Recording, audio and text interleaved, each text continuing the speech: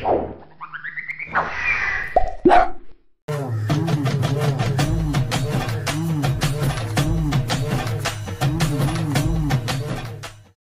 Video skip பண்ணாமல் ஃபுல்லாக பாருங்கள். என் ஃப்ரெண்டு பாண்டி மச்சான் காலையிலேருந்து கரண்ட்டே இல்லைடா, வெயில் வேறு ஹெவியாக அடிக்குது, டிரான்ஸ்ஃபார்மர் வெடிச்சிருச்சுடா அப்படின்னா. சரின்னு சொல்லிட்டு நானும் என்னடா ஆச்சுன்னு கேட்டேன். போர் அடிக்குதுடா வீட்டுக்கு வாடான்னா. நானும் கிளம்பி அவன் வீட்டுக்கு போனேன் டைம் பாஸ் பண்ணுறதுக்கு. அப்போ போன உடனே எனக்கு ஏதாவது பண்ணோண்டா, செம்ம கடுப்பாக இருக்குடா வீட்டில் இருந்துன்னா. நான் ஒன்றுமே இல்லைங்க, என் ஃபோனை அவங்ககிட்ட காமிச்சேன். அடி அடிச்சாங்க. அப்படி ஃபோனில் என்ன தடா காமிச்சேன்னு தானே கேட்குறீங்க? அவன் தானே டிரான்ஸ்ஃபார்மர் வெடிச்சிருச்சுன்னா, அதனால தான் ஃபோனில் டிரான்ஸ்ஃபார்மர் படம் போட்டு காமிச்சா கரண்ட் வந்துடும்னு அடி அடின்னு அடிச்சிட்டாங்க அவன் என்ன. இந்த வீடியோவை ஸ்கிப் பண்ணாமல் ஃபுல்லாக பாருங்கள்.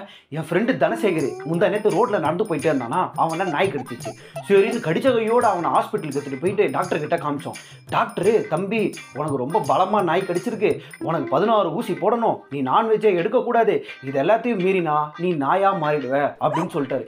அதுலேருந்து இவன் பித்து பிடிச்ச மாதிரி நாயாக மாறிடுவோமா நினச்சின்னு இருந்தான். திடீர்னு 2 நாள் கழிச்சு ஆளே காணோம். அப்புறம் அவனுக்கு ஃபோன் பண்ணி கேட்டா, மச்சான் நான் அமேசான் காட்டில் இருக்கேன்டா, எனக்கு சின்ன வயசுலேருந்து சிங்கமாக ஆகணும்னு ஆசை, நாய் கடிச்சா நாயாக மாறிடுவேன்னார்ல, அதான் சிங்கத்தோட வாழை பிடிச்சி இழுக்க போகிறேன்டா அப்படின்னா. ஒருவேளை சிங்கத்தோட வாழை பிடிச்சி இழுத்து அவனும் சிங்கமாக மாறி இருப்பானோ? இந்த வீடியோவை ஸ்கிப் பண்ணாமல் ஃபுல்லாக பாருங்க. என் ஃப்ரெண்டு குணாக்கு ரொம்ப நாளாக குணப்படுத்த முடியாத ஒரு வியாதி, அதாங்க கேன்சர். இன்னைக்கோ நாளைக்கு ஒன்றா இருக்கான். அவன் மூஞ்சில சிரிப்பை பார்த்து ரொம்ப வருஷம் ஆச்சு. அதனால டாக்டர் கிட்ட போயிட்டு, டாக்டர் அவனை எப்படியாவது சிரிக்க வைக்கணும், ஏதாவது ஒரு ஐடியா கொடுங்க அப்படின்னு. டாக்டர் வந்து ஒரு பேப்பர்ல இந்த கேஸை வாங்கிட்டு ரூம்ல லீக் பண்ணி விட்டுருங்க, அவர் சிரிச்சிருவாரு அப்படின்னாரு. நானும் கேஸ் கம்பெனிக்கு போயிட்டு சிரிச்சுக்கினே கேஸை கேட்டேன். அவரும் கொடுத்தாரு, ஏன்னா லாஃபிங் கேஸ். அதனால அந்த கேஸை வாங்கிட்டு போய் வீட்டில் வச்சு ஓப்பன் பண்ணி ஸ்மெல் வர மாதிரி லீக் பண்ணி விட்டேன். அவன் சிரிக்கவே இல்லைங்க. அவனோட கடைசி நிமிஷம் செத்துட்டான். அந்த கேஸ் இப்போ கூட ஸ்மெல் வந்துகிட்டே தான் இருக்கு. எனக்கே சிரிப்பு வரலங்க.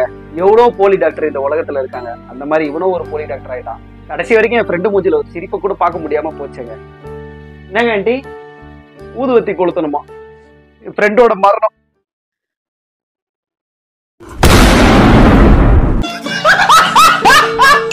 இந்த வீடியோவை ஸ்கிப் பண்ணாமல் ஃபுல்லாக பாருங்கள். முந்தா நேற்று எனக்கு ஆஃபீஸில் ஒரு பெரிய போர்ட் மீட்டிங்க. நானும் ப்ரெஷராக அந்த போர்ட் மீட்டிங் ஏற்ற மாதிரி ப்ரெசன்டேஷன்லாம் ரெடி பண்ணிவிட்டு அங்கே கான்ஃபரன்ஸ் ஹாலுக்கு போயிட்டேன். மெசேஜ் சவுண்டு கேட்டுகிட்டே இருக்குது, டொயான் கண்டினியூஸாக மெசேஜ் அடிச்சுக்கிட்டே இருக்குது. என்னடான்னு ஓப்பன் பண்ணி பார்த்தா என் ஃப்ரெண்டு ராகேஷ் ஹாய்டா குட் மார்னிங்னு ஒரு மெசேஜ் அனுப்பிச்சிருக்கான். அதுவும் எப்படி மாற்றி எடிட் பண்ணி அந்த மெசேஜை திருப்பி எனக்கு அனுப்பிச்சிருக்கான். அவனுக்கு ஃபோன் பண்ணி, டே பைத்தியக்காரா நான் மீட்டிங்கில் இருக்கேன்டா, ஒரு மெசேஜை ஏன்டா இத்தனை வாட்டி எடிட் பண்ணி அனுப்பிச்சிருக்கேன்னு கேட்டேன். அதுக்கு அவன் சொல்கிறான், மச்சான் நான் எடிட்டர்ல, அதனால வாட்ஸ்அப்ல அனுப்புற மெசேஜ் கூட எடிட் பண்ணி தான் அவனுக்கு பண்றாங்க அவன்.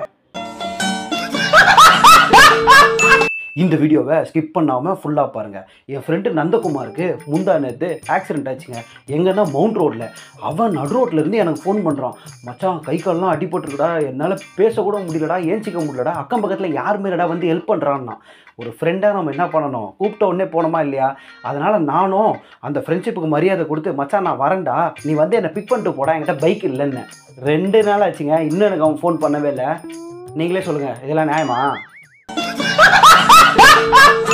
இந்த வீடியோவை ஸ்கிப் பண்ணாமல் ஃபுல்லாக பாருங்கள். என் ஃப்ரெண்டு ராமமூர்த்தி அவன் ஒரு பொண்ணை லவ் பண்ணிக்கிட்டு இருக்கான். நேற்று நைட்டு பெட்ஷீட்டை ஈர்த்து போட்டிட்டு அந்த பொண்ணுக்கிட்ட பேசுகிறாங்க. காலையில் 6 மணிக்கு ரெடியாரு 2 பேரும் ஓடுறோம் அப்படின்றான். எனக்கு செம்ம ஷாக்கு. நம்ம கூடவே இருக்கானே, ஒரு வார்த்தை கூட நம்மக்கிட்ட சொல்லலையே அப்படின்னு. நானும் என்ன பண்ணேன், நைட்டு தூங்கிட்டேன். காலையில் 5 மணிக்கு அலாரம் அடிச்சது. இவன் மாட்டுக்கு எழுந்து ப்ரஷ்லாம் பண்ணிவிட்டு கிளம்பிட்டான். விடுவானா நான்? அவன் கூடவே நானும் போனேன், அவனுக்கு தெரியாத மாதிரி. அப்புறம் அங்கே போய் பார்த்தா தான் தெரியுது, அவனும் அந்த பொண்ணும் ஜாகிங் போகிறாங்கன்னு. சின்ன சேனலுக்கு எதாக இருந்தாலும் அது கொஞ்சம் ஆதரவு கொடுங்க. உங்கள் பொண்ணான கையை கொண்டு அந்த பெல்லில் தட்டிடுங்க.